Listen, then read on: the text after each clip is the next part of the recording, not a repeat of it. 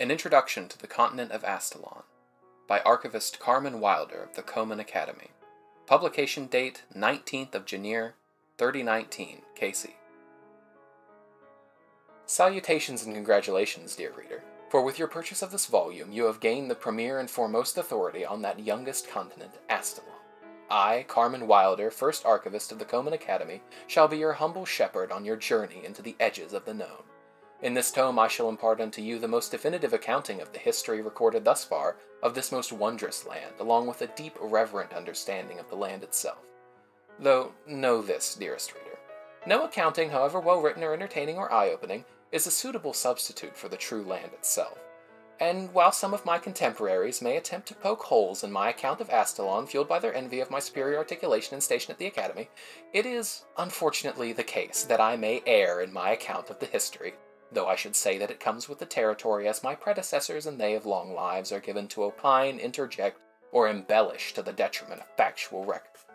So, instead of simply reading this book and marveling at it through the medium of the written word, I would implore all who carry the torch of adventure to bring themselves to Astilion, to uncover the truth firsthand that it may be passed down to posterity, and to witness the beauties that Astilion holds.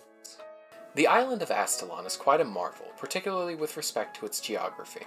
It is a rather large continent encompassing beyond 87,000 nautical leagues, near to 3 million square miles, of landmass, and a diverse range of biomes with an equally diverse and stunning composition of flora and fauna in its ecosystems. Many of the wilds in the continent remain untamed, having been free of intervention and meddling from the civilized world for millennia. And this arrangement has borne fruit in the often sheer hostility in this wilderness. Upon first arrival to this land, the elven settlers of the Kokaran Empire faced steep challenges, and accounts of the time are often dire, though they didn't seem to let that dampen their natural drive to bring order to chaos as they have. And though this wilderness generally lacks the graces and refinements of a more polite and noble society, its unrivaled beauty does aught to compensate.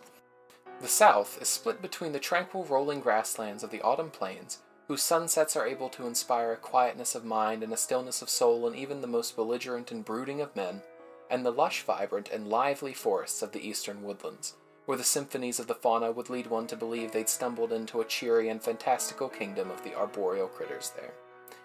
Dotting the landscape of the southeast are mountains and foothills, where the forest's vivacious harmonies give way to serene vistas and a feeling of contemplative stillness as the trees fade and one rises above the canopy line. While the south could be, in a great disservice to its beauty, described as glorious, the north is better described as majestic. Here the cold, dry air begets a stillness that lends a sort of dignified way to nearly everything north of the Heartland Mountains.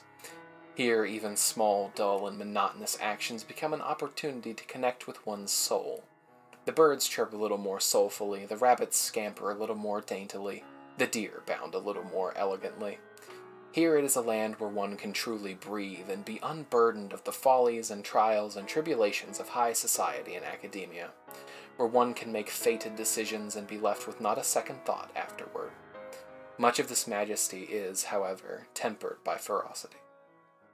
Just as the rose rends the hand that hopes to seize it, so too do the valleys of the north enact retribution on the unprepared.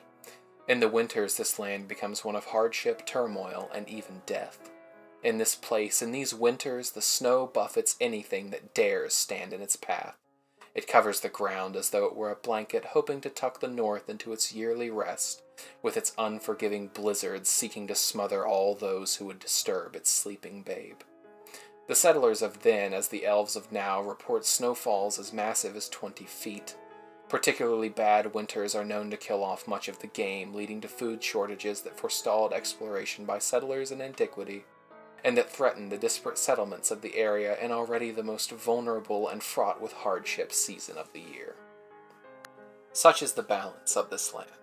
There is not give without take. There are not satisfactions without hardships. There is not joy without sorrow. Such is the truest majesty of this land, that it manifests in both its joy and its rage.